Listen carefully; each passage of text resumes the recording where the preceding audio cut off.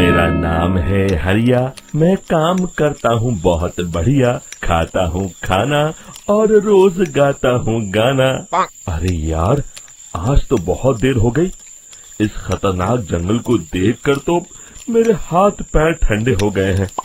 अगर मैं वक्त पर गांव नहीं पहुंचा तो मालिक बहुत नाराज हो जाएंगे।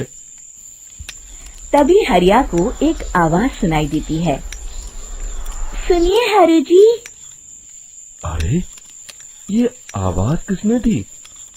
तभी हरिया को सामने कुछ दूर एक औरत खड़ी दिखाई देती है। अरे भाई, ये औरत अकेली इतनी रात को इस जंगल में क्या कर रही है? चलकर पूछना पड़ेगा। फिर हरिया अपनी बैलगाड़ी उस औरत के सामने लाकर रोक देता है और उससे पूछता है। अरे सुनिए, आप इतनी रात को इस खतरनाक जंगल में अकेली क्या कर रही हैं? तभी वो औरत मीठी आवाज में कहती है, अरे हरु जी, आप आ गए। मैं कब से आपका इंतजार कर रही थी। वैसे तो यहाँ से काफी लोग गुजर चुके हैं, लेकिन मैं खास आपका इंतजार कर रही थी। अच्छा, तुम सच कह रही हो?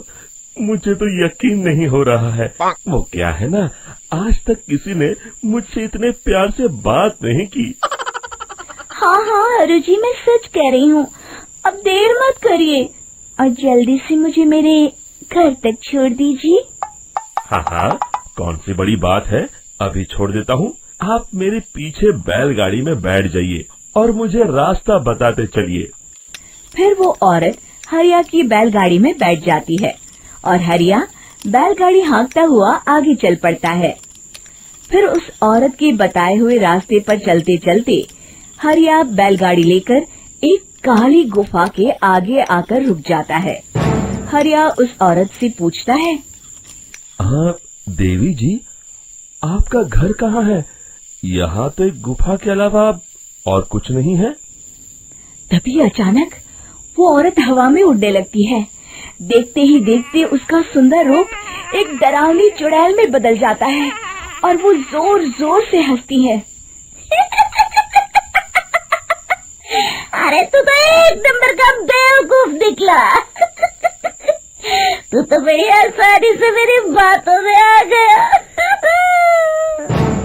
अरे मर गया रे, ये तो एक चुड़ैल है। हे भगवान बचा ले, ये तो बड़ी डरावनी दिखाई दे रही है। और फिर अगले ही पल हरिया की बैलगाड़ी में रखा सारा सामान हवा में उड़ता हुआ उस काली गुफा के अंदर चला जाता है और वो चुड़ैल भी उस गुफा के अंदर जाकर कहीं गायब हो जाती है। हरिया ये नजारा देख बुरी तरह घबरा और परेशान हो जाता है। अरे, ये चुड़ैल तो मेरा सारा सामान लेकर गुफा में गायब हो गई। अब क्या होगा? अगर मैं गांव खाली हाथ गया तो मालिक मेरी अच्छी खबर लेंगे। मेरी इस बात का कोई यकीन भी नहीं करेगा। फिर आखिर वही हुआ। हरिया के मालिक चंपक सेठ को हरिया की किसी भी बात पर रत्ती भर भी यकीन नहीं हुआ। चंपक सेठ को लगा हरिया झूठ बोल रहा है और उसने ही लालच में आकर सारा सामान हड़प कर लिया है। फिर हरिया को बेईमान समझकर चंपक सेठ उसे काम से निकाल देता है। अगले दिन अपनी दुकान में परेशान बैठा चंपक सेठ गुस्से में बड़बड़ाता है। अरे, दुकान में तो सामान बिल्कुल भी नहीं है। अब मुझे ही शहर जाकर सामान लाना होगा। फिर वो अपनी बैलगाड़ी लेकर शहर चला जाता है। शहर से सामान लेकर जब चंपक सेठ वापस गांव लौट रहा होता है, तभी उसे एक आवाज सुनाई देती है। चंपक जी, ओ चंपक जी। अरे, ये तो कोई मेरा नाम लेकर मुझे पुकार रहा है। फिर उस रास्ते में वही औरत खड़ी दिखाई देती है। फिर क्या था, हरिया की तरह चंपक सेठ भी उस औरत के पास अपनी बैलगाड़ी लेकर जाता है और वो भी उसकी चिकनी चुपड़ी बातों के मुंह जाल में फंस जाता है। फिर चुड़ैल उसे भी अपनी गुफा तक ले जाती है और उसका सारा सामान लेकर गुफा में गायब हो जाती है। बेचारा चंपक सेठ लाचार होकर खाली हाथ गांव लौट आता है। फिर ये उस जंगल में रोज की बात हो जाती है।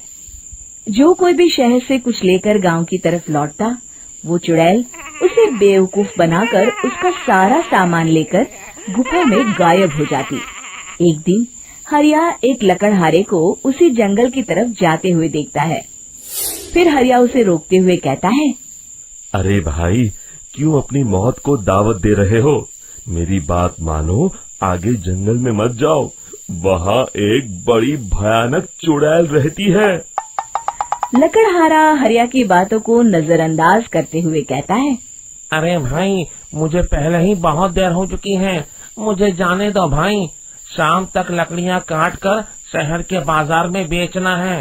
तुम अपनी ये कहानी किसी फुर्सत में बैठे इंसान को सुनाओ, मैं तो चला। इतना कहकर लकड़हारा वहाँ से आगे जंगल की तरफ चला जाता है। फिर अगले दिन गांव के मुखिया के घर के बाहर बहुत सारे लोग जमा हो जाते हैं। तभी हाथ में कुल्हाड़ी लिए खड़ा लकड़हारा कहता है, अरे मुखिया जी, अब आप ही हमें बचाइए उस जंगल वाली चुड़ैल से। हमारा सारा काम तो शहर से ही होता है। अरे मुखिया जी, उस चुड़ैल की वजह से तो मैं पूरी तरह बर्बाद हो गया हूँ। हम सबको मिलकर उस चुड़ैल का कोई इलाज करना पड़ेगा। तभी भीड़ में खड़ा वीरा कहता है, आप लोग चिंता मत करिए, कल से वो चुड़ैल किसी को नहीं लूट पाएगी। मेरे पास एक बहुत अच्छी तरकीब है। तभी चंपक सेठ उसका मजाक उड़ाते हुए कहता है, अरे तेरा नाम वीरा है तो क्या हुआ? तूने अभी उस चुड़ैल को देखा नहीं है? जाकर अपना काम कर, बड़ा आया। तब मुखिया जी कहते हैं, नहीं चंपक सेठ, मुझे लगता है हमें इस लड़के को एक मौका देना चाहिए।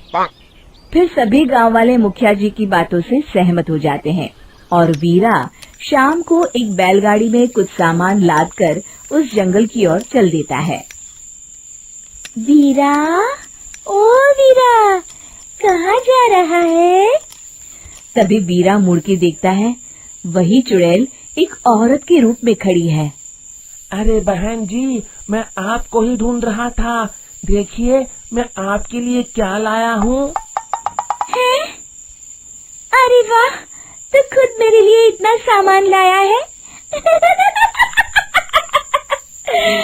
तू ही अकेला गांव में समझदार है। जरा देखो, मैं भी खोल के, बड़े भूख लगी है।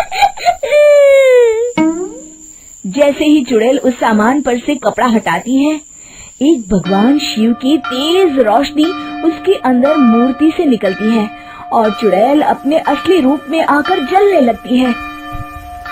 अरे मैं जल रही हूँ, बचाओ!